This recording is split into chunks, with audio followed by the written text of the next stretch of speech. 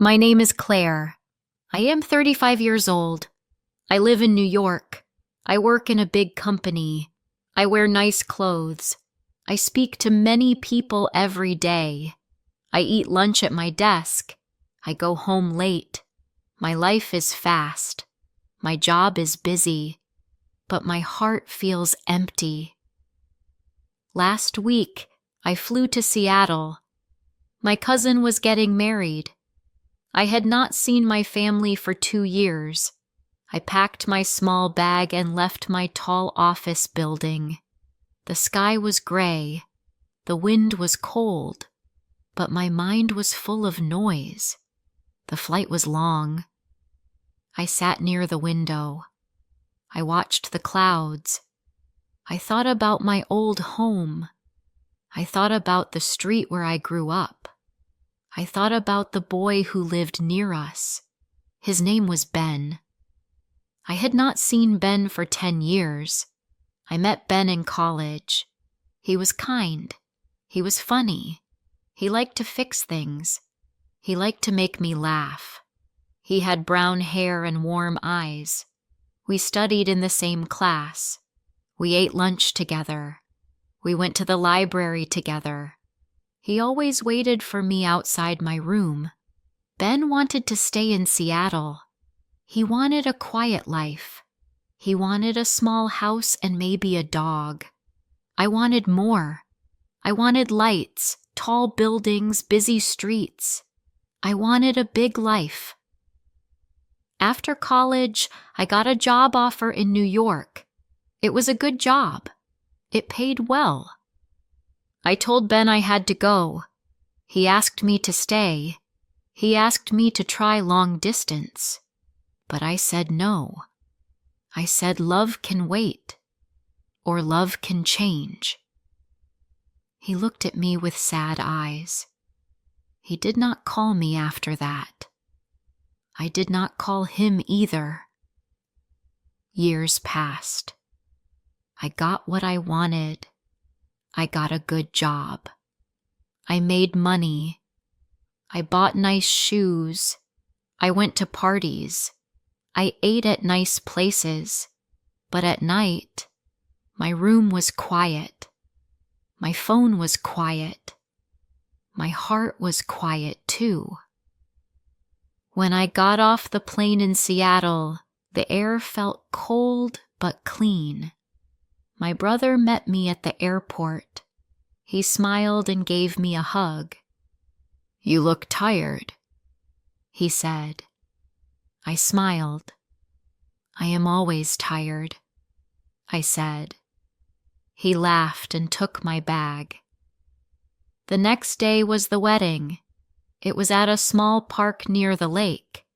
There were flowers and lights. My cousin looked happy. Everyone laughed and danced. I walked around with a drink in my hand. I smiled at people. I said hello. I tried to feel happy. Then I saw him. He was near the trees. He wore a blue jacket. His hair was shorter now, but his eyes were the same. He looked older, but still kind, still warm. My heart jumped. "Claire," he said. "Ben," I said. We stood in silence. Then he smiled. "It's been a long time," he said. "Yes," I said. 10 years. He looked around. "How are you?" "I'm good. Work is busy," I said. He nodded. "You always wanted a big job." I laughed a little. "And you?" He looked behind him. A woman waved at him. A small girl held her hand. The girl looked like him. Brown eyes. A soft smile. "I have a family now," he said. My heart felt tight. "She's beautiful," I said. I looked at the girl. "Is she your daughter?" "Yes," he said. Her name is Ella. She looks like you. People say that, he said with a smile. The woman walked over. She was pretty, calm. She smiled at me. This is my wife, Rachel, Ben said. Rachel held out her hand. Hi, Claire. I've heard your name before. I shook her hand. Nice to meet you. They smiled and walked away. I watched them. Ben held Ella's hand. Rachel laughed at something he said. They looked happy. They looked full. My chest hurt. I walked to a bench. I sat alone. The lights were soft now. People danced near the lake. Music played. But I felt far away from it all. I thought I would feel strong. I thought I had no regrets. But I was wrong. I wanted that life too. I wanted small hands to hold. I wanted someone to wait for me at home. I wanted laughter, not noise. 10 years ago, I chose success, but I left something behind, something soft, something warm. And now, it was gone. I sat on that bench for a long time. The night grew darker. The music got louder, but I did not move. My eyes followed Ben. He danced with his daughter. He smiled at his wife. He looked happy, and I felt like a stranger. I used to know him. I used to know his laugh, his dreams, his voice in the morning. I used to be the one beside him, but now I was just someone from his past. My phone buzzed. It was a message from work. I did not open it. For once, I did not want to think about meetings or emails. I wanted to sit in silence. I wanted to hold the feeling in my chest, even if it hurt. A child laughed near me.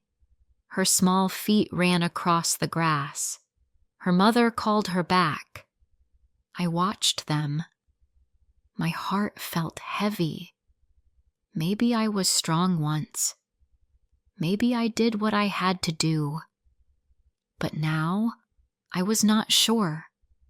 Success gave me many things, but it took something too. And now, I saw it. Right in front of me. A family I could never have. A love I once had and lost. The next morning, I woke up early. The sky outside was gray. I made a cup of tea and sat near the window. My brother's house was quiet. He and his wife were still asleep. I looked out at the street. It was the same street from my childhood. The trees were taller now. The houses looked smaller, but the feeling was still there. I walked outside with my tea. I walked slowly down the road. My feet moved without thinking. I passed the park. I passed the old shop that now had a new name. Then I saw the small house with the blue door. Ben's old house. It looked the same. A little paint was gone, but the flowers near the door were still there. I stopped and stared at it. I remembered his mother, always smiling. I remembered his old dog. I remembered sitting on the steps with him, laughing about nothing. I turned and walked away. Later that day, my mother came to visit. She brought cookies and hugged me tight. "You look tired," she said. "I didn't sleep much," I said. She looked at me. "You saw Ben yesterday, didn't you?" I nodded. She touched my hand. "He's happy now. He has a good wife, a sweet child. I know, I said. I remember when you two were always together, she said. You loved him. I did, I said. My voice was quiet. Why didn't you stay? She asked gently. I thought my job was more important, I said. I thought love could wait. She didn't speak. She only looked at me. I looked down at my cup. My hands felt cold. That afternoon, I helped her in the kitchen. We made soup and talked about small things. She told me about the neighbors, about her new garden, about the cat that liked to sit on her car. I smiled and listened, but my mind was still full. That evening, there was a small dinner at my cousin's house. Some family, some friends. I saw Ben again. He stood near the table holding a plate of food. Rachel was beside him. They looked at each other and laughed. Their daughter sat on a chair with a cookie in each hand. I tried not to look. I tried to smile and talk to people, but my eyes always went back to him. At one point, I walked outside to get fresh air. I stood near the steps and looked up at the sky. The stars were bright. The air was cold. Then I heard a voice behind me.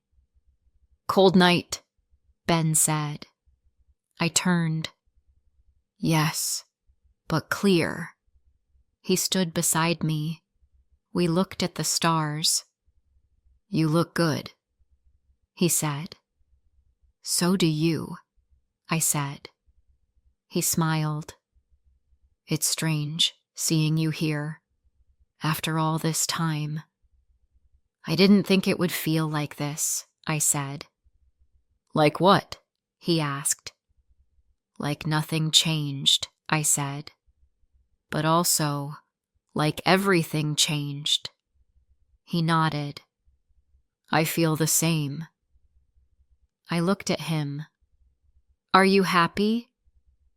He looked down. Then he looked at the door where his wife stood, talking to someone inside. Yes, I am, he said. It's not a big life, but it's a full one. I looked at the stars. My chest felt tight. You always wanted more, he said. Yes, I said. And I got it. He waited. Then he asked, Was it worth it? I didn't answer. We stood there in silence. Then I said, I think about you sometimes. I think about you too, he said. We both looked at the sky again. So wide, so still. Sometimes, I said, I wonder what would have happened if I stayed. He turned to me. His voice was soft. Sometimes, I wonder too. I wanted to cry, but I smiled instead. It's good to see you, Ben, I said. It's good to see you too, Claire. He went back inside. I stayed outside for a little while longer. My hands were cold, but I didn't move. Later that night, back at my brother's house, I sat in bed. I looked at my phone. I had many emails. My boss had written twice. There were meetings planned. There were problems to fix. I closed the phone and turned off the light. For the first time in many years, I wished I could forget work. Just for one day. 1 hour. I thought of Ben. I thought of his daughter. I thought of the quiet house with the blue door. I closed my eyes and let the silence hold me. The next morning, I walked to the lake alone. It was early. The air was cold, but the sky was clear. Ducks moved slowly on the water. The trees stood still. I sat on a bench and watched the sun rise. My hands were in my coat pockets. My thoughts were quiet. I remembered our old walks here. Ben and I used to sit on this same bench. We used to eat ice cream and talk about life. I would tell him my dreams. He would listen and smile. He never made big plans. He only wanted peace. I wanted more. I wanted the world. My phone buzzed again. Another message from work. I turned it off. I didn't want noise. I didn't want stress. Not today. I stayed at the lake for an hour. Then I walked to a small shop and bought a coffee. I sat by the window and looked outside. People walked by. Some laughed. Some looked tired. I wondered if they felt happy. I wondered if they felt full. Later that day, my brother drove me to my old school. He needed to drop something off. I waited in the car. I looked at the building. The bricks looked older now. The windows were the same. A group of children ran outside. They laughed and shouted. One girl dropped her bag. A boy picked it up and gave it back to her. She smiled. I watched them and felt something warm in my chest. Not pain this time, just a soft memory. When we got home, my brother's wife asked if I wanted to help cook. I said yes. We made dinner together.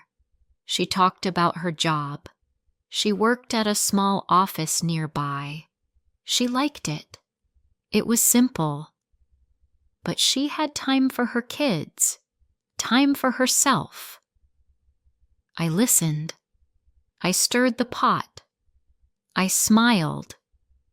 But part of me was far away. That night after dinner, I sat with my brother on the couch. "You've changed," he said. "How?" I asked. "You're quiet. You were always moving before. Always talking." "I'm tired," I said. He looked at me. "Are you happy, Claire?" I didn't answer. He waited. Then I said, "I thought I was." He nodded. "It's okay to change your mind." I looked at the clock. "I fly back tomorrow." "I know," he said. "But you can come back any time." I smiled. "Thank you." The next day, I packed my bag. My hands moved slowly. I looked at each item: my clothes, my shoes, my laptop. I touched the screen and felt a deep sigh rise inside me. At the airport, I stood in line. People moved around me. Bags rolled. Babies cried. Voices called names. But my mind was full of silence. Just before I boarded, I heard my name. "Claire!" I turned. It was Ben. He walked toward me, a little out of breath. "I'm glad I caught you," he said. "Why are you here?" I asked. He looked nervous. "I don't know. I wanted to say goodbye." "I already said goodbye," I said. "I know," he said. "But this time, I wanted to say it right." We stood in the busy airport, but it felt like just the two of us. "I don't want to make this harder," he said. I just needed to see you once more." I looked at him. "You have a family." "I know," he said, "and I love them. I truly do." I nodded.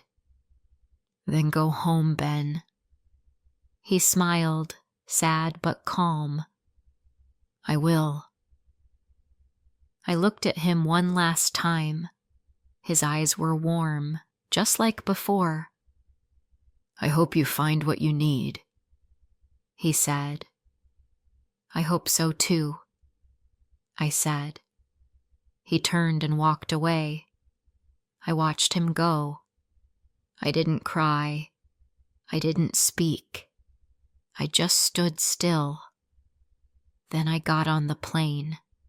As the plane rose into the sky, I looked down at the city. My city. My old life. My memories. I didn't know what came next. I didn't know if I would ever feel full again, but I knew something now, something I didn't know 10 years ago. Some choices stay with us. Some loves don't fade. They live in small moments, in quiet pain, in what could have been, and some goodbyes are not really the end. They are just a soft door closing. The flight back to New York felt longer than before. I didn't watch a movie. I didn't read. I just sat still, thinking. My mind played scenes like an old film. Ben's eyes, his daughter's laugh, my old street, the small lake, my mother's gentle voice. When I landed, the air felt heavier. The streets were loud. The people moved fast. I took a taxi home. I looked out the window. The tall buildings stood strong, but they no longer gave me joy. They only looked cold. At home, I opened the door to my apartment. It was clean. It was bright. But it was also quiet. Too quiet. I took off my coat and sat on the couch. I didn't turn on the TV. I didn't check my phone. I just sat. My eyes went to the window. The city lights blinked in the dark. Cars moved below. Life was busy out there. But inside me, it was still. I stood up and walked to the kitchen. I opened the fridge. It was full of food, but I wasn't hungry. I made tea. I held the warm cup and walked back to the couch. For the first time, I asked myself something real. Is this what I truly want? The next morning, I woke up before the sun. My room was dark, but I didn't turn on the light. I sat on the bed and looked at the wall. I thought about the past 10 years. I had worked hard. I had made money. I had won awards. But now, I asked myself, what did I lose? I went to the mirror. I saw my face. I looked older, not from time, but from stress. I smiled, but it looked tired. I washed my face, got dressed, and left the apartment. I walked slowly. The streets were busy. Cars honked. People rushed. But I did not rush. I sat at a small park near my office. I used to walk by this place every day, but I never stopped. Now, I sat on the bench and listened to the birds. I watched a woman feed a baby. A man threw a ball for his dog. 2 friends laughed over coffee. Life was happening all around me, and I had never seen it. When I got to work, I opened my laptop. I saw the list of meetings. I saw the messages. But I didn't answer them. Not yet. My boss came to my desk. "You're late," she said. "I know," I said. "Can we talk later?" She looked surprised. "Is everything okay?" "I don't know," I said. "Maybe not." I walked out of the office and stood on the sidewalk. The sky was blue. The sun was warm. I called my mother. "Hi, Mom," I said. "Claire, you okay?" she asked. "I miss you," I said. My voice was soft. "Oh, sweetheart," she said. "Come home when you can." I didn't answer. I just closed my eyes for a moment. I thought of the lake, of the bench, of Ben's hand holding his little girls. The next week, I asked for time off. I didn't explain much. I packed a small bag. I flew to Seattle again. This time, not for a wedding, not for anyone else, just for me. I stayed with my mom. We cooked. We sat in the yard. We talked about simple things. I felt something I hadn't felt in years. Peace. I went to the lake again. I sat on the same bench. I watched the ducks. I watched the trees. I watched people live their lives. I didn't go to Ben's house. I didn't call him. I didn't want to break anything. He had a life now, a real one, a full one, but I needed to forgive myself. I needed to stop asking what if. I needed to start asking what now. One morning, I went to a small shop. A woman behind the counter smiled. She asked if I wanted coffee. I said yes. Her smile was kind. Her eyes were warm. We talked. Her name was Lucy. She lived nearby. She liked quiet things. I liked the way she spoke. Calm. Simple. No rush. We met again the next day. Then again. We talked more. I told her about New York, about my job, about how I thought success would fill the space in my heart. She looked at me and said, "Some spaces need people, not things." I smiled. Weeks passed.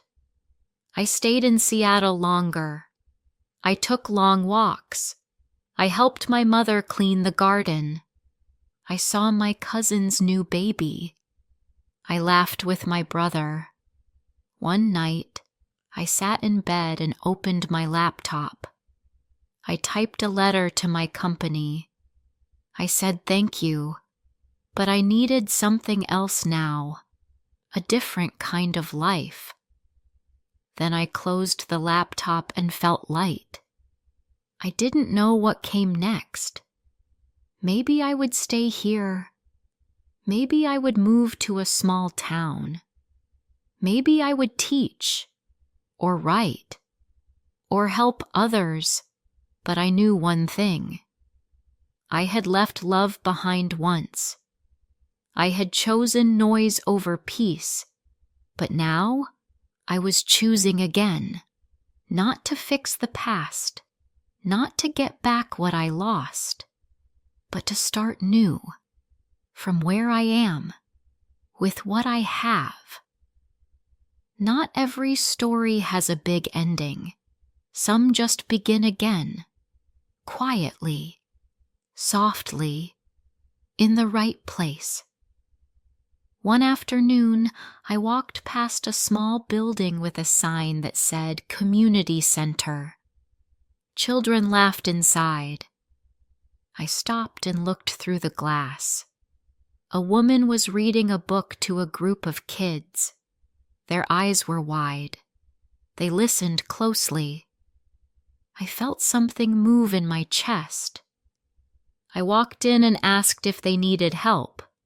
The woman smiled and said, "Yes, we always need help." I filled out a short form and came back the next day. I sat with the kids and read simple stories. I helped them with small words. I listened when they spoke. I watched them grow more confident. Their faces were bright. Their hands reached for mine. I felt needed again, but in a different way. After each day, I went home to my mom's house.